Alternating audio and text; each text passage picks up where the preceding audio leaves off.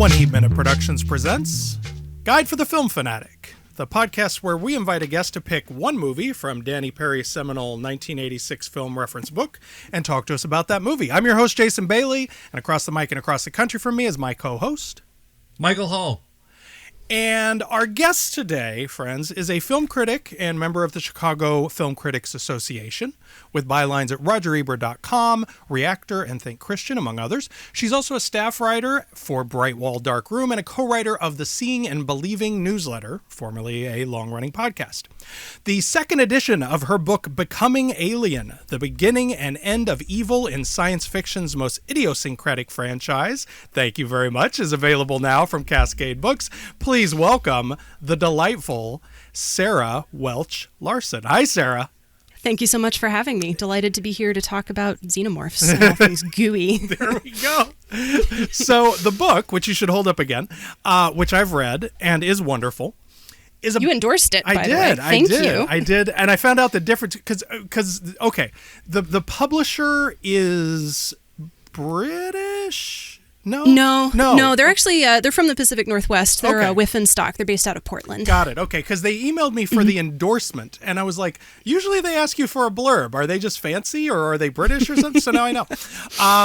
But it is terrific. It is about the Alien series, which you call in the book's lengthy, lovely subtitle, Science Fiction's Most Idiosyncratic Franchise. So let's start there. What do you think makes it warrant that particular intriguing label? Oh, it's the kind of film franchise that evolves based on what you bring to it, or what you're interested in, or how you've even grown as a person. When I watch Alien now, I'm a very different person than the person that I was when I first watched the movie when I was a teenager. There's always something for everybody there, and there's also just this richness of theme, including and especially in the bad ones, which I get into in the book. Although, I mean, you can't really go wrong with the original Alien. It is a perfect film. And I was very interested in exploring the notion of evil as it evolved over the decades, over the movies, as time went on. And trying to understand, like, is there this single unifying theory of evil within these movies, or is this just, franchises being franchises and franchise gonna franchise, albeit with a bunch of very different auteurs working within those confines. Very much so. Yeah, and they do all work as a cohesive whole, depending on the way that you read them. And they all bring something very different to the table. I very much am interested in the version of Alien that Ridley Scott is interested in, especially because he kind of loses interest in the xenomorph over time and gets a little bit more into the androids. But I also very much like how you get, David Fincher exploring nihilism, and then you get Jean-Pierre Jeunet doing whatever the hell it is that he's doing. Right. And they all still work, and they're all still more or less thematically cohesive, even though tonally and stylistically they're completely different from each other. I find that very fascinating. So that's kind of what brought me to the franchise in the first place. Got it. And so was that sort of the big idea that you went into researching and writing with in mind, or did it sort of evolve as you watched, rewatched, read interviews, all that sort of thing? It evolved a little bit. So originally I was going to I was always going to write about it from a theological perspective. I was raised in the church. That's the philosophical background that I come from. And I find that it provides a very useful framework for approaching, especially the problem of evil. Originally I was going to engage with Karl Barth, which was biting off more than I could chew. So thankfully, my husband has an MDiv. And as I was researching for the book, he handed me this theologian, Dr. Catherine Keller, and suggested her work, and I ended up liking what she was writing about so much that it ended up becoming kind of the philosophical and theological framework that I work in when I'm writing about the Alien movies in this book. So she's dealing with this idea called process theology, which is this idea that events are more important than individual things, and the idea of becoming being the most important piece or substance of the universe, more so than just objects. And she does this by engaging with the first two verses in Genesis. We'll get a little bit heady and then we'll back out from that a little bit. The idea being that if a superior power created the world in this framework of process theology, then it's really putting everything into relationships with each other. And then it follows that sin is the idea of denying those created relationships, treating people like they're not people, treating people like they're tools. And that turns out to be a really perfect fit for the Alien movies, because the evil in these movies isn't just the alien, turning you into an incubator for its young. Right. It's also everything that the company does. Right. And that is that exploitation and that willingness to make the crew expendable. So turned out to be kind of a perfect fit that I wasn't even aware existed before I started researching, which is why hands-on research is the greatest thing in the world. Sure is. That's the best moment, when you just sort of have that voila moment and you're like, oh, well, we're doing this now. Yeah. I really dig your voice and your style in this book, which is really thoughtful. Thank you. And thought-provoking without feeling academic, which can be anathema to some readers and certainly some publishers. Talk to me about finding that balance as a writer, like here and sort of throughout your work.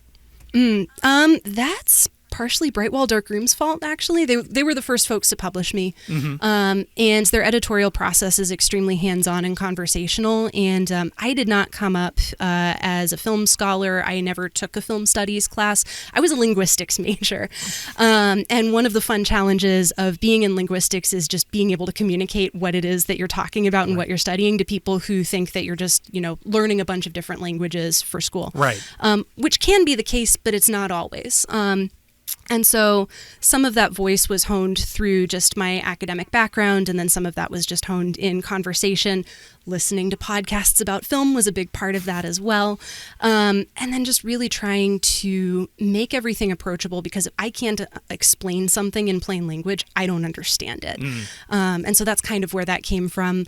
A little bit of that voice is also cribbing from Dr. Keller's voice in her own theological writing as well. She's very poetic.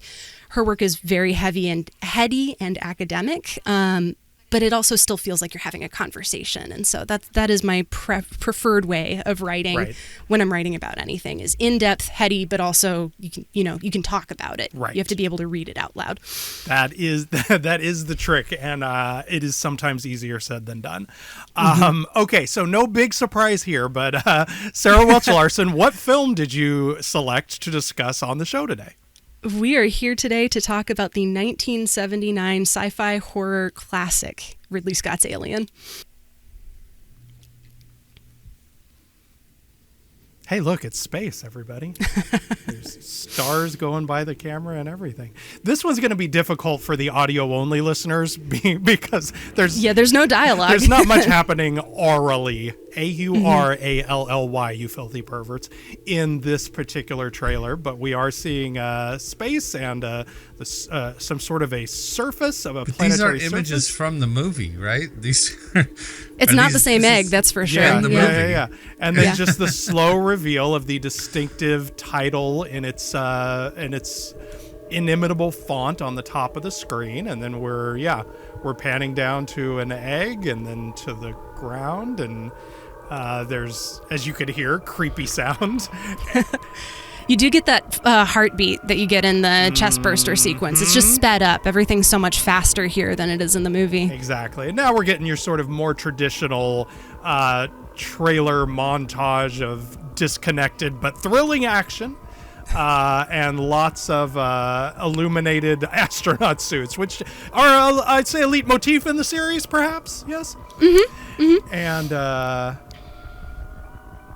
I mean... It's just impossible not to compare it to 2001, isn't it? I mean, just like for me, when I see like the spacey stuff, the ships and the suits and all that kind of stuff, it's just impossible not to compare it to 2001. And it feels a really effectively working class in that way, like when you make that comparison. Yes. It doesn't feel cheap. It feels working class. Yes. It feels like this is what a real working ship would look like. It wouldn't be dressed and well lit. You know what I mean? It would look like this. It would be metal grates everywhere. Right. What do you need lights for?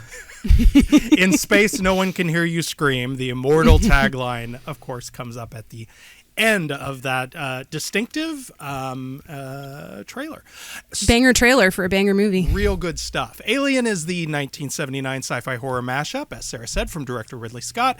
The script is credited to Dan O'Bannon, who had co-written John Carpenter's debut film Dark Star and worked on the special effects team for a little picture called Star Wars. His original co-writer, who shares a story credit, was Ronald Shusett, and their original screenplay was titled Star Beast. They had hoped for O'Bannon to direct it himself as a sort of a low-budget effort and were considering an offer from Roger Corman's New World Pictures. Would have been quite a different movie. Before the script was bought by Brandywine Productions, which was led by producers Walter Hill, Gordon Carroll, and David Giller. Hill and Giller rewrote the script and sold it to 20th Century Fox right around the time they were printing money on that first Star Wars movie and figured they should probably make some more space pictures. Initially, Hill was planning to direct it himself, but he left the project to helm a picture we like quite a lot called The Warriors. Hell yeah. Link in the show notes to a podcast episode about that. But Hill, Giller, and Carroll stayed on as producers, and they brought in Ridley Scott, then mostly known for helming commercials as the film's director. It was only his second feature film and his first major hit. All right, Mike, what does Danny Perry say about Alien in Guide for the Film Fanatic?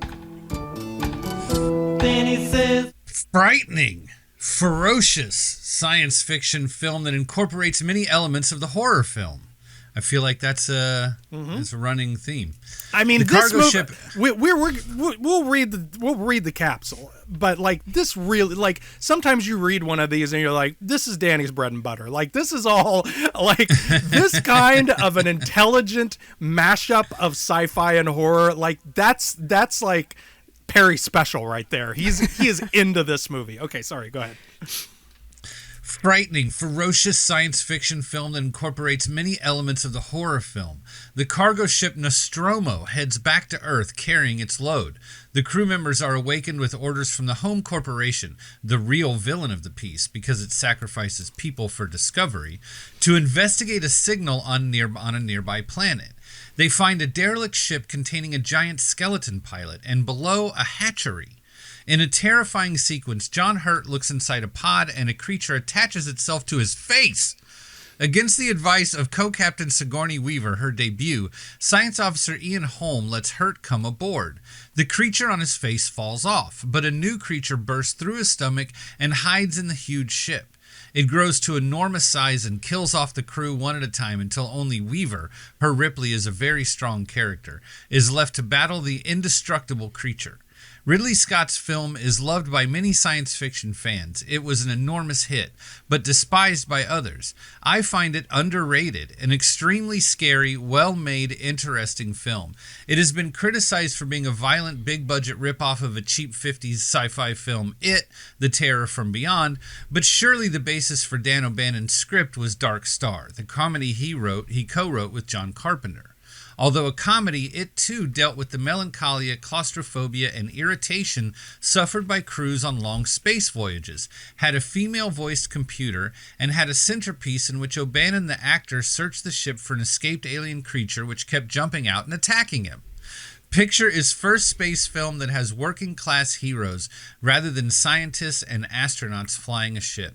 I believe it is the first sci-fi film since Scream and Scream Again to advance the creepy notion that scientists will have such egos they'll create scientist androids. Thanks to design work by H.R. Giger, Ron Cobb, and Michael Seymour, film is stunning. The alien is truly imposing, but also memorable are the vagina-like entrances to the derelict ship and the enormous skeleton pilot, as well as the old, uninviting, disheveled interiors of the Nostromo. The direction by Scott is as imaginative as it is properly manipulative. He builds tension by having characters talk in hushed tones, smoke incessantly, drink coffee, pace nervously, sweat, argue. He also manages to pull off bloodless killings. Because Hurt's death is so graphic, he could leave the others to our imagination. Good point. Importantly, the final sequence during which Weaver does her famous strip, realizes she's being observed by the alien, and tries to outwit it is no letdown. Interestingly, Scott thought the creature was interested in Weaver's Ripley only as a host for its eggs, while Weaver believed it also had sexual designs on Ripley. Weaver is also the star of James Cameron's sequel. Cast also includes Tom Skerritt as the captain, Veronica Cartwright, Yaphet Kotto, Harry Dean Stanton. I think if you ask people about film criticism in the 80s, they would not think it would hold up.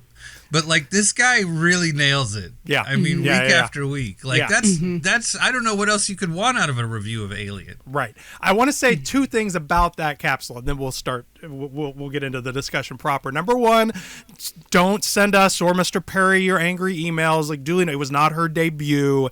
It was her first major role, but she appears, for example, in a long shot with no dialogue in Annie Hall, to give one example. The other thing that sort of jumped out, I know for all of us, but then I had to quickly recontextualize, is this idea. He says, I find it underrated. Here's the thing to remember. Guide for the Film Fanatic, published in 1986.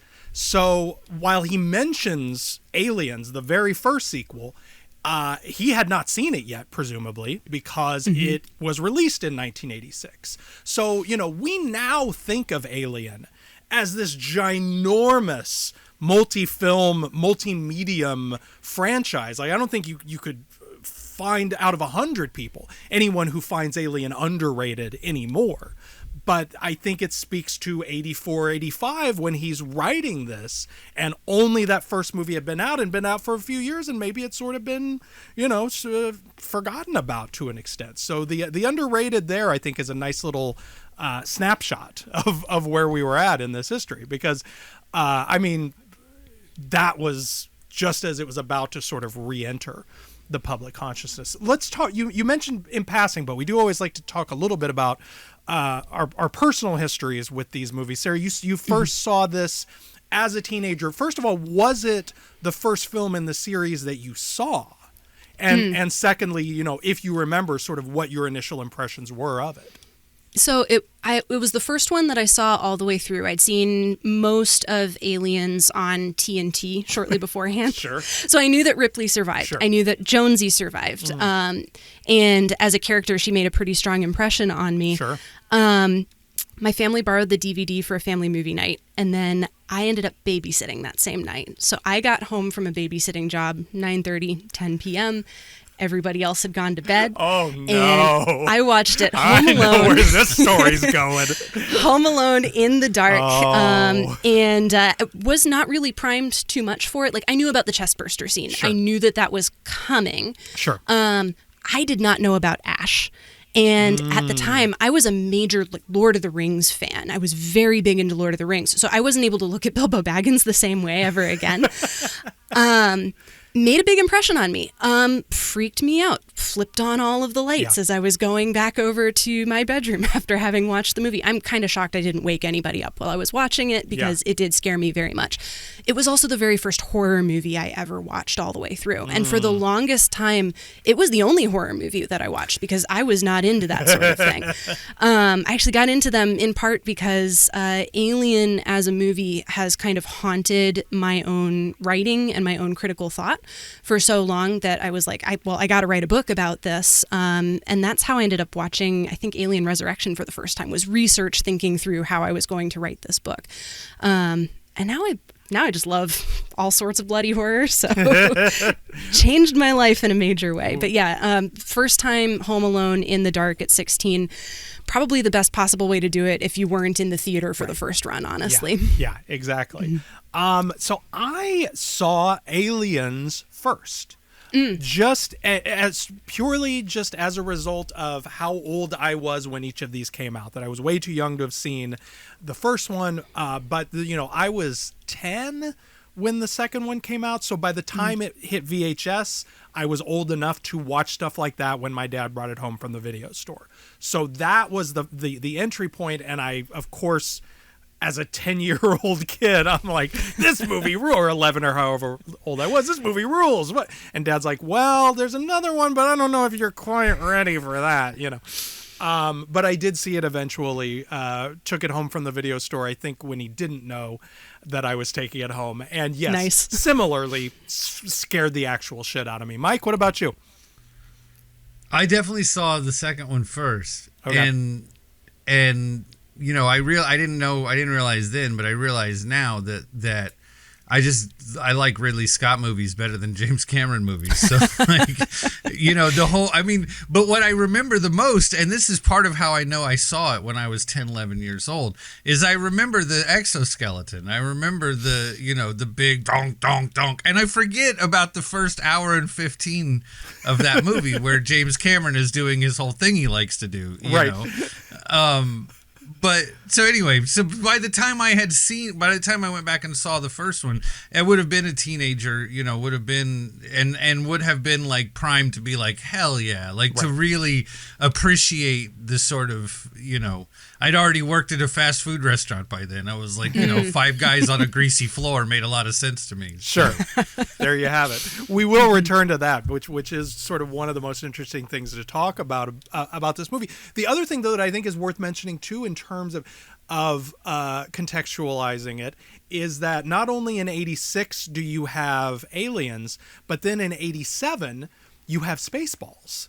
Where, so I know that there are a lot of us, myself included, that saw John Hurt send up that scene in Spaceballs before we saw John Hurt do that scene in Aliens. So it's that peculiar thing where sometimes you will see the parody before you see the thing it's parodying.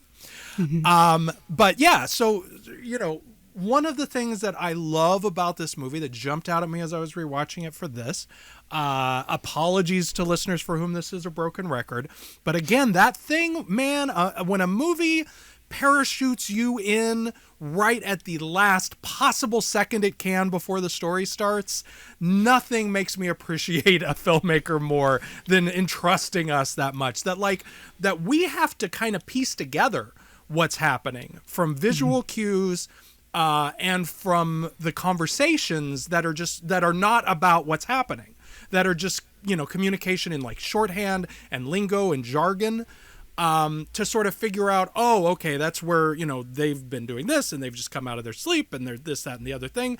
And of course, before we dock, I think we ought to discuss the bonus situation. So let's get into that, because Mike brought it up. Sarah, the working class element of this movie, which now seems, this picture is so influential that now seems very baked in. Anytime you're doing sort of this kind of science fiction, I mean, to the extent, but like, spoiler alert on a later section, Norma Ray was playing and making money when this movie was being made, right? Yeah. So like, and I think that it's really easy now, like you're saying, that became a trope. It's easy now to forget that sometimes that was a cultural thing that was happening then. Absolutely. That the working class crew, the union movie, there was a lot more of that than of anything else. If you were sort of presenting a work, I mean, 9 to 5 isn't very long after this, right? Correct. Like, it was sort of. Correct. Yeah. I'm sorry, I didn't mean to interrupt you. This has been on my mind today. Yeah. So Sarah, is that is our assessment of that as being a sort of revolutionary thing accurate in terms of this film and where it falls in the sort of the history of science fiction? I mean, it feels like there's so much about it that is revolutionary. There's the working class piece. Yeah. There's the real people in space. There's the fact that there are 2 women on the crew and it does not matter that they are women at all. This was something when I was doing my little research, I know you know all this stuff, but I didn't know this, that both Walter Hill and Giller, his co-writer, described that early O'Bannon script as unsophisticated, a pastiche of 50s movies. The contributions that they made in their rewrite included transforming the character of Ash into an android, changing 2 of the male characters to female, one of which would be Ripley, creating Jones the cat, and introducing a noir edge into the story is what they said. But specifically, the significance of changing those characters, Ripley and Lambert, into women. How does that alter those characterizations? How does that alter the story we're being told? I mean, the whole movie is effectively like has also been read as being about a fear of rape. And I think one of the things that's actually a little bit more revolutionary is the fact that when the chestburster appears, it's coming out of Cain. It's not coming out of the women in the crew.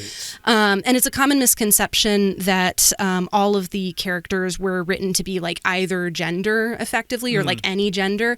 That's actually not strictly speaking true. Again, the original script, it was all dudes. Right.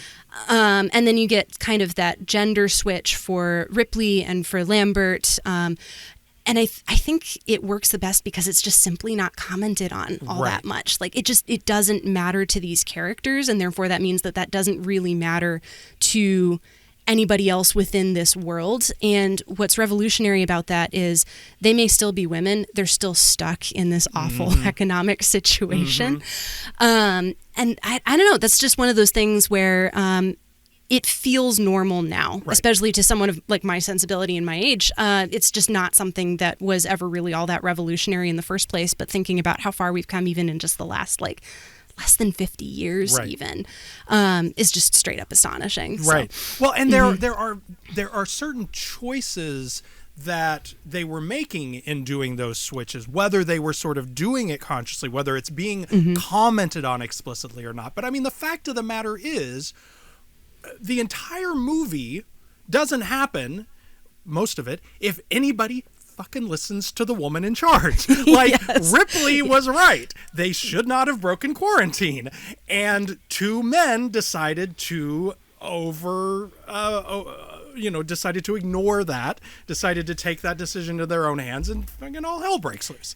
Crucially, though, Ripley's also kind of a company woman, and she's playing by the company book. And the company rules are written specifically, not necessarily to preserve the lives of the crew, but to preserve the profits of the company, who I assume would have to pay out enormous damages if they lost anybody. Right. And so the fact that the Ash especially overrides her, it's not even so much a gender thing. I think it's Ash knows that this creature is going to be more profitable for the company than the loss of life that comes with Cain or Ripley or Lambert or anybody else dying too.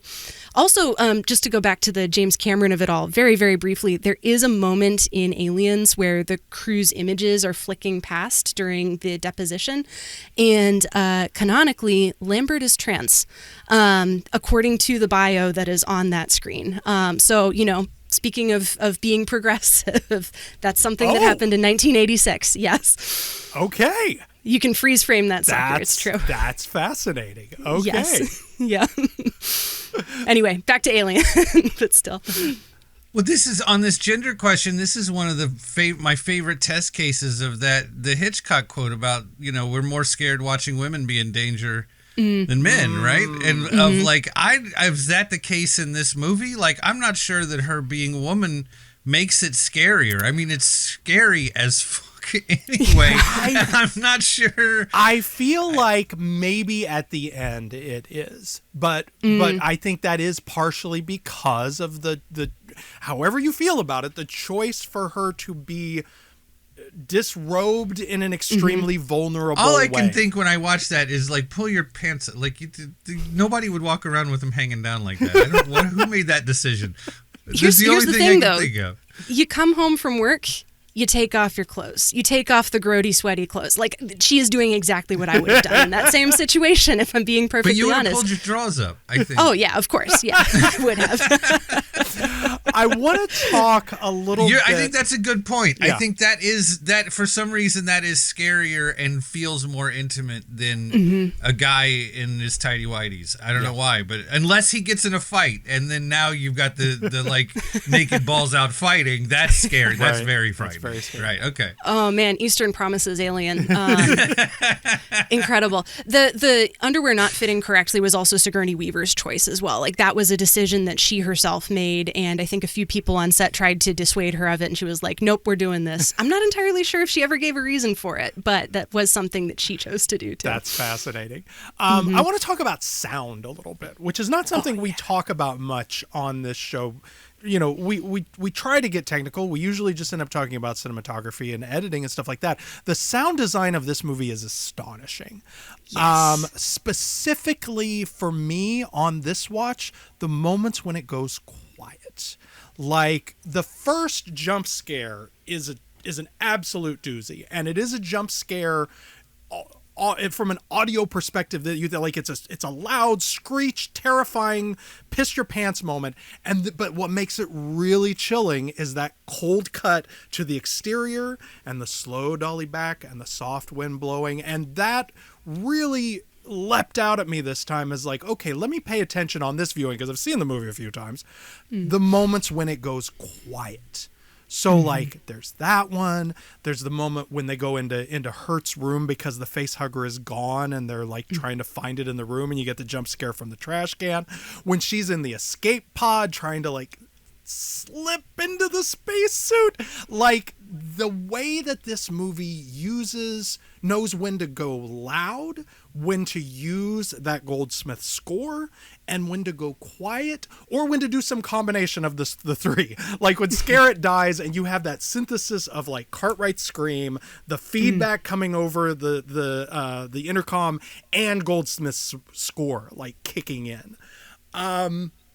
I don't know. I wanted to hash out sound a little bit, Sarah. What are your thoughts on what this movie does to your ears as opposed to what it does to your eyes or to your heartbeat? I mean, it makes my heartbeat quicken, especially that sequence with the chest burster, because you get that heartbeat. I was tuned into that a little bit because I was also watching Blade Runner fairly recently, and you get that heartbeat sequence when Deckard is hunting replicants.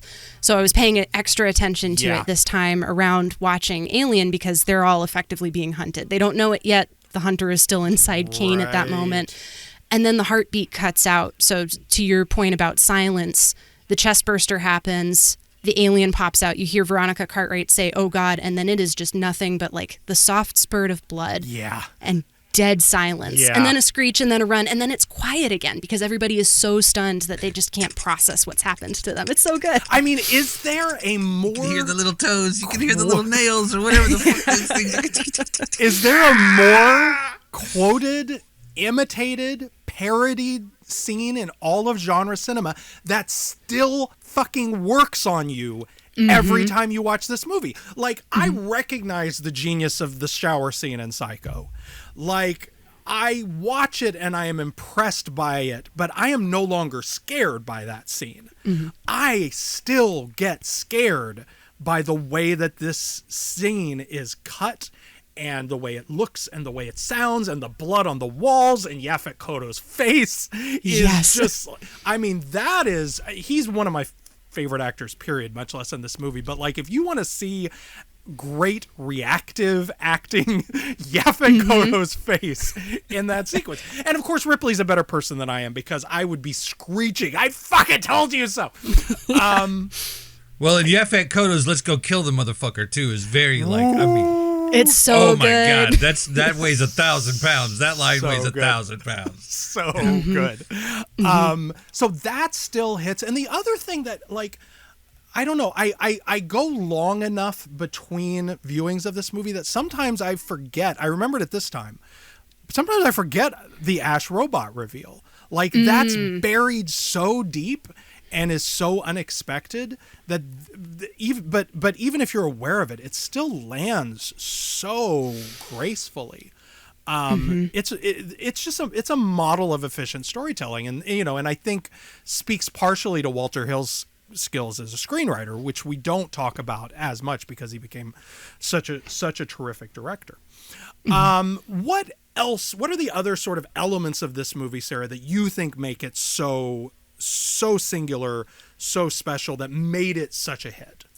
I mean, the efficiency of the storytelling. You get no backstory at all. You hear Parker say, "I want to go home and party," and that's literally all you hear about home.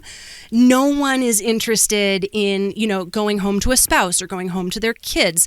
They're just there to do their job, and that's all the motivation that they need. Ridley Scott gave the cast a bit of a note while they were shooting the movie, because people kept coming up to him and saying, "Oh, well, what's my motivation? What's keeping me in this scene?" And he told them, "Your motivation is, if the alien gets you, it bites your fucking head off. Now let's go play." And I love that motivation, because that's really all you need in that situation is it gets you, it's going to bite your head off. And yet you still get those like little flashes of personality. You can tell that Lambert and Ripley do not like each other. You can tell that Parker is just interested in going home and having a good time. You can tell that Brett's got a little bit more going on underneath that cap of his than I think he's willing to let on to anybody else on the crew. There's just so much room for everybody's personalities to come out, and I think that's just because what banger cast. I don't know if there's a better single cast in cinema history, maybe, because it's 7 people and they're all perfect for their roles. But yeah, the efficiency of the storytelling, the fact that it is just so freaking scary, the fact that it's compassionate towards every single one of those characters too. Everybody gets a grace note, whether they deserve it or not, because I don't think the movie cares about them deserving it. It just cares about them as people, which I think is in line a lot with that working class thread of these people deserve the life and dignity that they want, even if the company isn't necessarily going to give it to them. I love that. Well, and and the thing that I think is interesting too that I read in some of the research that I was doing was that Alan Ladd Jr., who was the head of Fox that sort of greenlighted and shepherded the project through, and the Brandywine producers made a conscious decision to spend money on special effects and sets instead of major stars. And now, Sigourney Weaver is a megastar, but at the time, like we said, she was just getting started. Aside from her, I mean, everyone else has done stuff through the 70s. They've all been in sort of big movies, but they were not movie stars. Tom Skerritt was maybe the closest, but MASH was 9 years before then.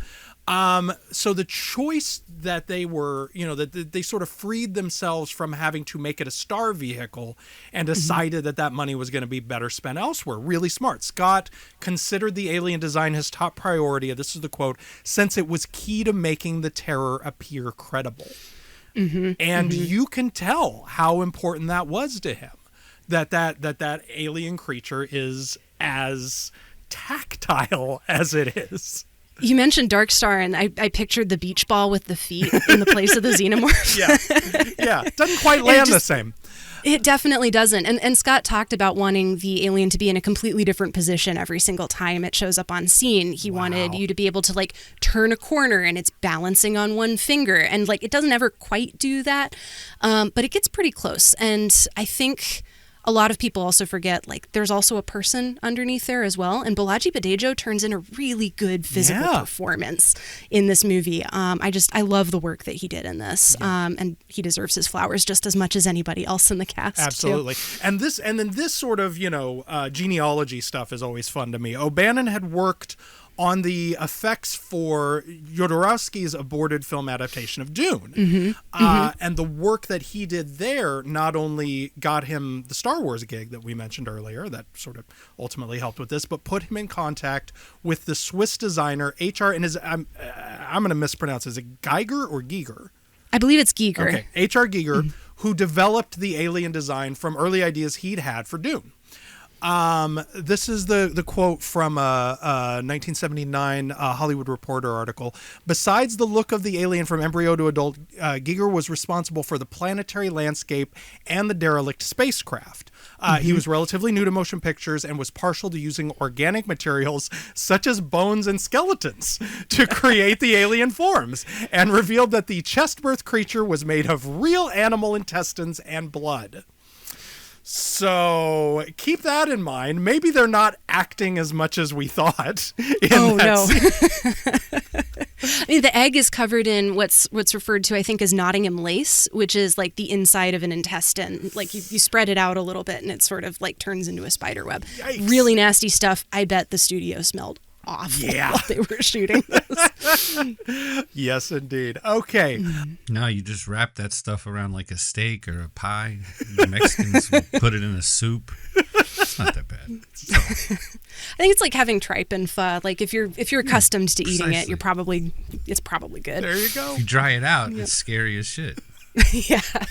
Well, let's take a quick break, and then we'll be back to talk about the movie's release and reception.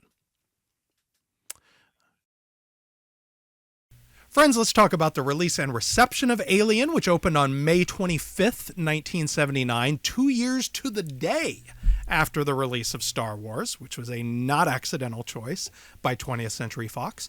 Also opening on that day, Beyond the Poseidon Adventure, Love at First Bite, Peter Fonda's Wanda Nevada, major re-releases of Grease and Jaws, and the Peter Sellers-fronted adaptation of The Prisoner of Zenda. Also playing in NYC on that day, The China Syndrome, La Cage aux Folles, Saint Jack, Manhattan, A Little Romance, The Champ, Hair, Winter Kills. Have you seen Winter Kills, Mike? Have we discussed Winter Kills? Mm-hmm. Okay, good. Mm-hmm. Jonathan Demme's... You were the one who told me to watch it. Good. You were right. Good. All right. My work here is done. Jonathan Demme's Last Embrace, the big screen version of the original Battlestar Galactica. Hell yeah. Richard Pryor live in concert. The original French version of The Toy, speaking of Richard Pryor. Previous episode subject, Days of Heaven, and still going strong after 6 months, the previous year's Best Picture winner, The Deer Hunter. Mike, what were the news headlines on that day? May 25, 1979, American Airlines Flight 191 crashed when the left engine separated from the wing and fell onto the tarmac. Ooh. Flight was taken off out of Chicago. After losing the left engine, the weight of the plane was off, and so it crashed. Less than a mile from the end of the runway, killed 271 people on the plane. Jesus. Every single person on the plane and 2 guys on the ground. Wow. It is referred to as the deadliest aviation accident in U.S. history. I assume 9/11 is terrorism, and I guess so, yeah. That's like labeled as terrorism, right? Like, and the planes are sort of the weapon. It's not really considered an aviation. I don't know. This is pointless math I'm doing. Semantics, now, yes. It's still referred to as the deadliest aviation accident in U.S. history, and it happened on this day. It's a fucking terrible story. All right. According to the New York Times, Israeli jets were bombing and strafing in southern Lebanon near Tyre. Huh. I'm going to assume that solved whatever problem they were having. Yeah. That's how you fix it. Literally in the news today. Yep. And today and today and today. Yep. And finally, on page 50, God, fuck the news today. My God. Let's go watch the Alien movie, because it's the one thing slightly less scary than the real world. Yeah. Finally, on page 50, section C8, the headline. Can I get a little hail to the chief, please? Can I get some eagles screaming, some jets flying overhead or something? The headline, thank you, Jason. The headline blazes, Americans take top prizes at Cannes. Apocalypse Now won Best Film, even though it wasn't even done yet. That's how you know a movie is really good, right? It hadn't been released. Apparently, it wasn't even finished. Yeah. Jack Lemmon won Best Actor at Cannes. Did you know that happened for him in his life? I didn't know that. Yeah. He won for The China Syndrome. I mean, that's a great performance. I'm sure that a lot of people were like, bro, don't do this. Stick to the jokes. The jokes have been working for you for a long time, right? Good for him. Sally Field won for the aforementioned Norma Ray. Yay! Hell yeah. God bless America. Yeah. And Terrence Malick, who I never remember is American. I always think that he's Welsh or some shit. Anyway, Terrence Malick won for Days of Heaven. Yeah. I mean, an American as fuck movie, too, by the way. Jason, can you hear the Eagles I can. scream? I can. Can you hear the Blue Jets? I can indeed. Oh, I love it. I feel more patriotic than I have in months, honestly. I love it. I love it. We took over Cannes. There it is. Hey, we saved their country. They owe us some movie statues. How was that? That was as close as I can get to an improv bit, as far as that goes. Jason, what did the critics have to say about Alien? We'll begin with Vincent Canby, as we're often prone to do, writing in the New York Times, quote, Alien is an extremely small, rather decent movie of its modest kind, set inside a large, extremely fancy physical production. Don't race to it expecting the wit of Star Wars or the metaphysical pretensions of 2001 and Close Encounters of the Third Kind. At its best, it recalls The Thing, though the Howard Hawks film was both more imaginatively and more economically dramatized. It's an old-fashioned scare movie about something that is not only implacably evil, hey, Sarah. Hey. But prone to jumping out at you when, the movie hopes, you least expect it, end quote. In Newsweek, Jack Kroll raved, Alien will scare the peanuts right out of your M&Ms. Good line. Well done, Jack Kroll. Nice. It was about time someone made a science fiction thriller that thrills, that has no truck with metaphysics, eschatology, religiosity, philosophy, or theosophy. And beg to differ, sir. There you go. Just lining them up for you. And just boils everything down to the pure, ravishing, vulgar essence of fright. That's what director Ridley Scott has done. On one level, Alien is primitively simple, like any comic strip or B-movie in which boo, arg, eek is the most sophisticated discourse. But Scott has encased his primal shrieks and barbaric yops in the most sophisticated techniques and technology. This combination makes Alien terrific fun for everyone who enjoys becoming a 2-hour nervous wreck as a relief from the pastoral calm of modern life. Brought it back to you as well, Mike. In the Chicago Tribune, Gene Siskel was a little more mixed, but he did grant Alien is mostly in the business of thrills, and on that score, it did provide more than a few. I looked away from the screen during its most gory scenes. Even more enjoyable, though, was watching the film debut of an actress who should become a major star. Sigourney Weaver makes an auspicious debut. Again, everyone thought it was her debut. As one of the sturdiest cast members. A number of people who have seen Alien claim that Weaver, in looks and voice, is a dead ringer for Jane Fonda. I don't share that opinion, but clearly her appeal is that of a strong but seductive woman, and that, I suppose, is Fonda-like, end quote. But Mike, would you like to take a wild guess at who missed the boat on this one? We got 3 kind of go-tos, so it is you do gotta no peeking. Who do you think shit the bed on this one? We could always rely on Denby to be terrible. Writing Rex Reed is dead. Give me an excuse to shit on Rex Reed, please. Within 2 weeks of his death. Writing in New York Magazine, David Denby carped. There he is. Alien, like The Exorcist, works on your nerves and emotions with the practiced hand of a torturer extracting a confession. The movie is terrifying, but not in a way that is remotely enjoyable.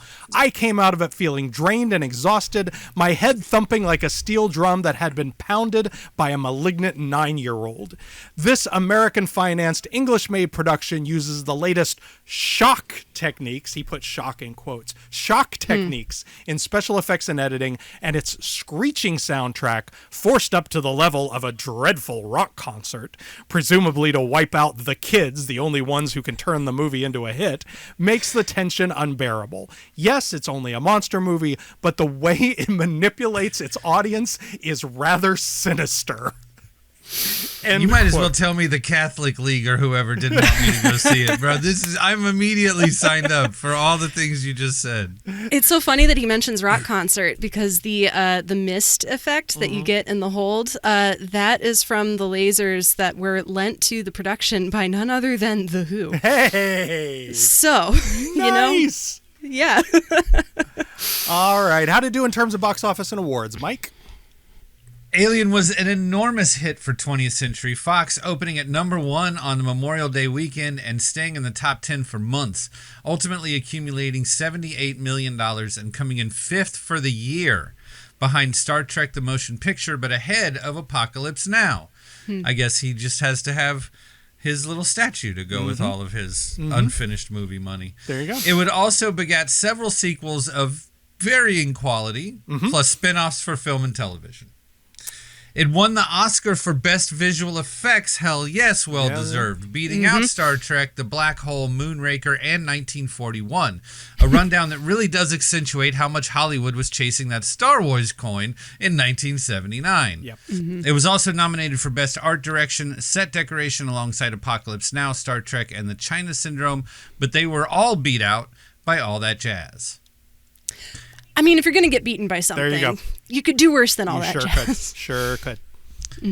At the BAFTAs, it won Best Production Design and Best Soundtrack and banked nominations for Most Promising Newcomer to Leading Film Role, Best Supporting Actor for John Hurt, BAFTAs after all, Best Costume Design, Best Editing, and Best Music for Jerry Goldsmith, who also nabbed the picture's only Golden Globe nomination. And finally, it won the Saturn Awards for Best Science Fiction Film, Best Director, and Best Supporting Actress for Veronica Cartwright. It was also up for Best Actress, Best Director, Best Writing, Best Makeup, and Best Special Effects. Now it's time for a segment that we call Double It Up, where we each select one movie that we think would make an ideal double feature with today's focal film. Sarah, you're our guest, which means you go first. I'm going to go with something that's going to sound straight and is going to turn into a zag partway through. Great. I'm pairing this one with Blade Runner 2049. Okay. Not Blade Runner, Okay. Blade Runner 2049, specifically because of the idea that the subjects of that movie are all the androids who have been exploited by the company and who are forced into a form of servitude where they are completely expendable and replicable. And that's a perfect match with this particular movie. Also, in terms of pacing, they're both fairly deliberate. They're both very thoughtful. Yeah. They look gorgeous. The special effects are amazing. It's a pretty solid pairing, I think. It is indeed. Yeah, I like that. I like the Scott connection, but not quite. Not quite. I went with a movie that I feel like is you can, as we discussed, the influence of this movie, many movies greatly influenced by Alien, even beyond its own sequels and prequels and spinoffs and all that sort of thing. But the movie that I feel like has the most Alien DNA in it that's not an Alien movie is Duncan Jones's Moon, which came out in 2009. And it's first, outside of any of this, like if you haven't seen Moon, you don't even have to just watch that one. It'll stand alone. It's a terrific movie. But very much, some of the stuff that we've talked about here that we really like about this movie, the working class aspect of it, the sort of grungy, lived in space station in the case of Moon, spaceship in this film. Sam Rockwell's character in Moon very much could have been a part of this crew, like is cut from the same cloth. And then, the sort of ultimate critique of capitalism and the disposability of workers by a corporate class and so forth is very much intact in Moon as well. I love this movie. I love Sam Rockwell in this movie. And I can't imagine a better way to spend an evening than with these two motion pictures. Mike, what do you got? The only thing I can think of when watching this is The Thing, and not the old one. Right? Yeah. But obviously we can't say that because that's way too obvious. Oh, okay. It's perfect, but is. it's also too obvious. So I'm going to talk about a movie that unfortunately I don't think very many people have heard of. It's directed by this guy named George Lucas. I think he's still alive. It's got an impossibly pedestrian title. It's called Star Wars. I know, it sounds ridiculous. It leads this guy. His name is Luke Skywalker. He's a space guy. It sounds impossibly on the nose. Sure. But I'm telling you, it's pretty good. No, I watched The Pervert's Guide to Cinema this week. Has anybody seen The Pervert's Guide to Cinema? I have not. The Zizek. Yeah, Okay. Yeah.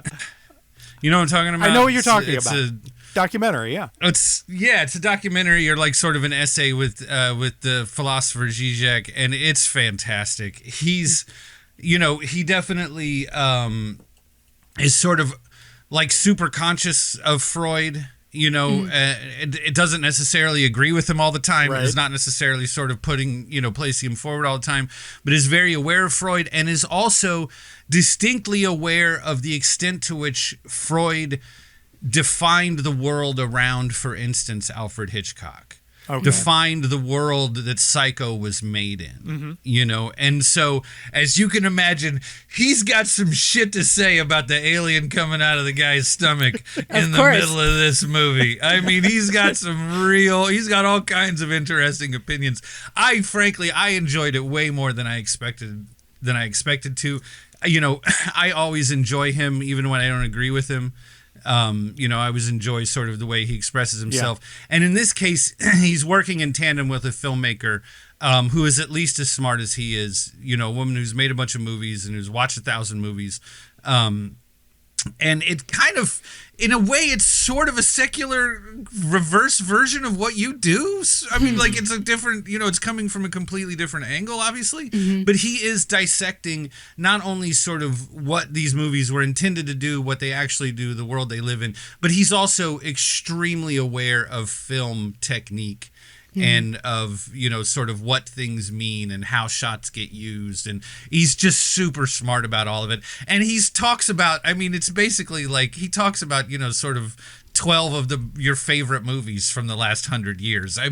He's not really doing much Right. that's sort of obscure. Yeah. He does 20 minutes on Psycho.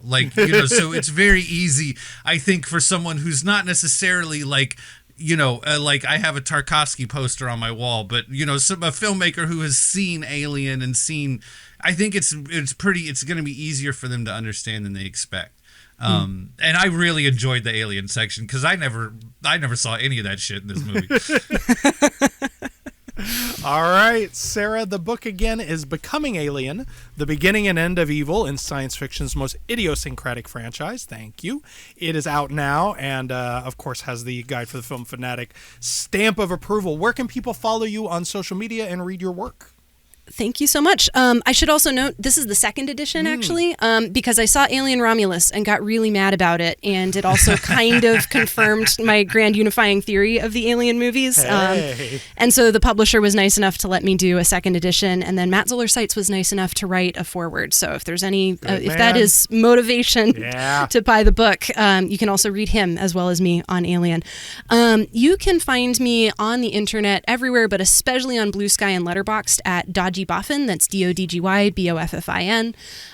That's also my website, dodgyboffin.com, where you can find links to my writing. I'm a staff writer for Brightwell Dark Room. I also write for the Seeing and Believing newsletter, where we do more or less weekly reviews of movies that are coming out. So I believe as of this episode coming out, I probably will have pretty recently reviewed Backrooms.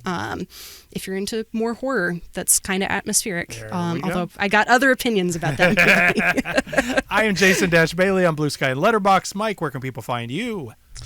I am Michael Hull on Letterboxd. And of course, if you like the show and you think other people might like it too, please do leave us a rating, leave us a review, post about it on your socials, do whatever. If you'd like to join our mailing list, get your weekly show notes and all of that good stuff, that's at buttondown.email/filmfanatic. If you'd like to make a donation to support us and the show, ko-fi.com/funcitysounds.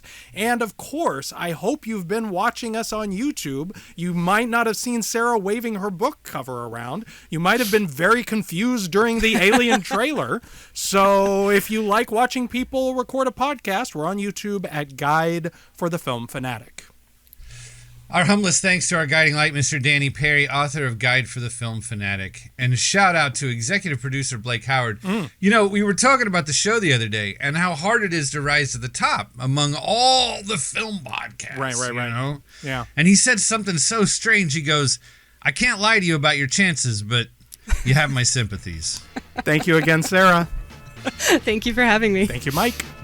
Thank you, Jason. And thank you for listening.